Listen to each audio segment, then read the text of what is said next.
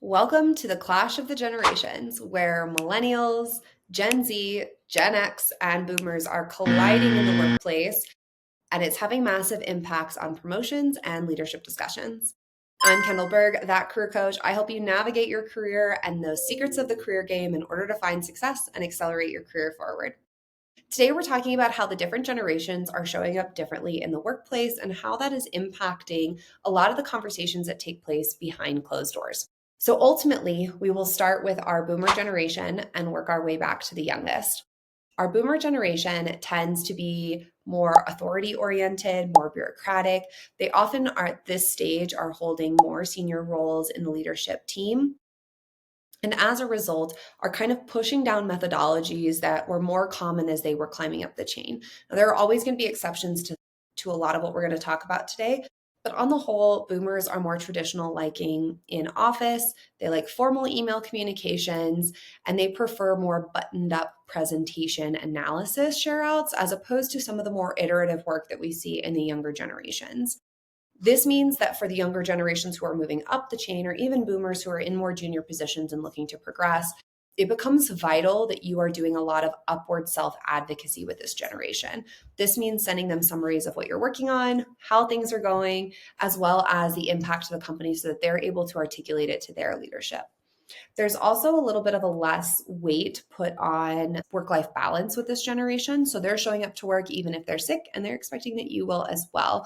We're seeing this kind of come to a clash with younger generations like Gen Z, where there's a lot more weight put on company culture and work-life balance.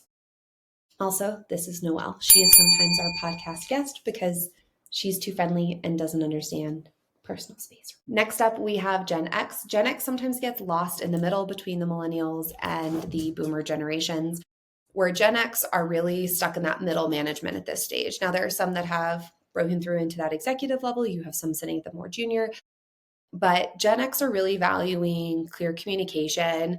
They value the ability to translate. So boomer generations want things communicated in a very specific way. You have Gen X who are kind of sitting in the middle and trying to do that translation so that millennials and Gen Zs can get that work done.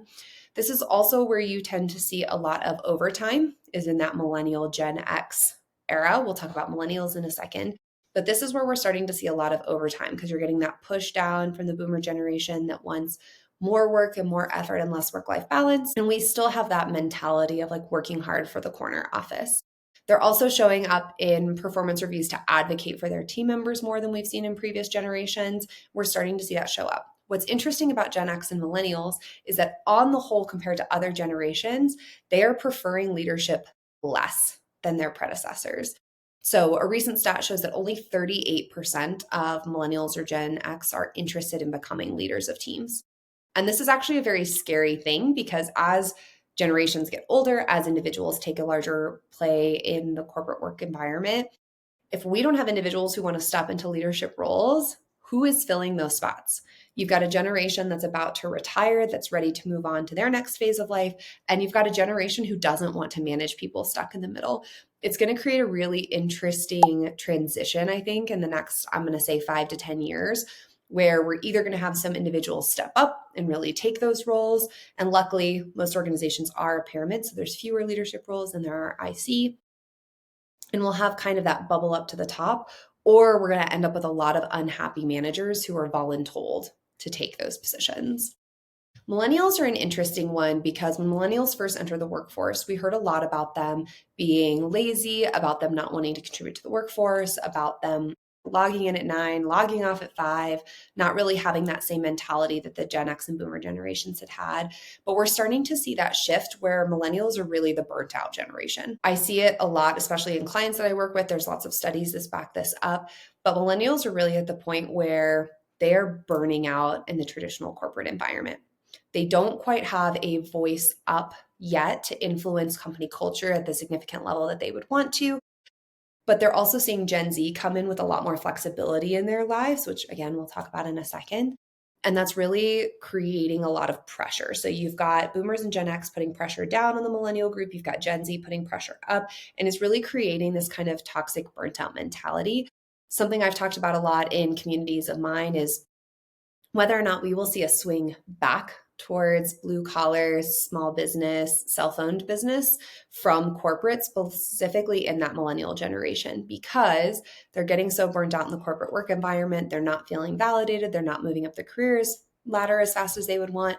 Prices are rising. Are we going to see a pivot where we see kind of this mass exodus in that generation group towards small business and self-owned business? I definitely see this in my clients with a lot of individuals starting side hustles, a lot of people quitting their jobs to run small businesses. So I'll be curious to see kind of how this plays out in future years. Where I do think people in the millennial generation have a lot of opportunity is the individuals in that level who do want to progress and do want to be leaders and do want to manage teams are going to have this unique opening where their peer set isn't very interested, Gen X isn't very interested, but somebody's got to step in and take these roles from the boomers as they retire. So I do think there's an upward mobility path for millennials who are really investing in their soft skills and really showing up to work effectively. Last but certainly not least is Gen Z. So Gen Z is the generation that cares the most about work-life balance. I don't know if this is because they were going through school primarily during COVID times and there was like a different kind of work structure at that point. But we're definitely seeing that push upward of more mental health days, more wellness days. They want more flexibility in their schedule. I was talking with a Gen Z employee of mine last week where we were talking about 410s were really popular when I was in college, where you would work 4 days a week, but 10 hours a day, as opposed to a 5 by 8 schedule. So you get the same amount of work in, but you do it kind of condensed. And I'm seeing asks for this more often. There's companies doing summer Fridays. I've seen this in government positions as well as some tech companies where in the summer they just give everybody every Friday off. And I think that this is a really positive influence from that Gen Z, where they're coming in, they want this work-life balance. They're not willing to stay and work for an employer that's not giving them what they need. So there's more job hopping, which is really pushing employers to kind of offer the best package that they have. Where I see Gen Z struggle is the soft skill side of things. They know what they want. They're clear communicators. They're willing to do the work within the boundaries that they set for themselves, but they're still figuring out how to communicate to leadership effectively. So what's happening is we're getting a lot of friction, especially between that boomer Gen X and that Gen Z, where one generation is saying you need to do the job and this is how you need to do it, and Gen Z's pushing back. And rather than it being a constructive conversation where we're using the same language, we're seeing a lot of tension where Gen Z is saying, hey, this is stupid, this is dumb, I'm not going to waste my time on that. And using some of that language that's really causing a lot more disconnect in the workplace. Now, this is something that Gen Z is going to learn over time, the same way that millennials learned it and Gen X did, is how to disagree effectively, how to build those soft skills in favor of your leadership, how to build better relationships that help you progress your career. So I think we're going to see that shift. But right now, that's where I'm seeing most of my complaints is, hey, my Gen Z doesn't want to work. They're pushing back this way, where maybe the Gen Z has a very good reason for that, a very valid perspective, but they're not sure how to communicate it yet to those generations. I'll be interested to see how that plays out. If you're interested in learning more about the clash of the generations, make sure you subscribe to my channel. This is actually going to be the topic of my TED Talk in December, so I'll be bringing you guys a lot more information about this in the coming weeks and months. But if you like today's episode, make sure that you're tuning in, and we'll be back next week with another great tip.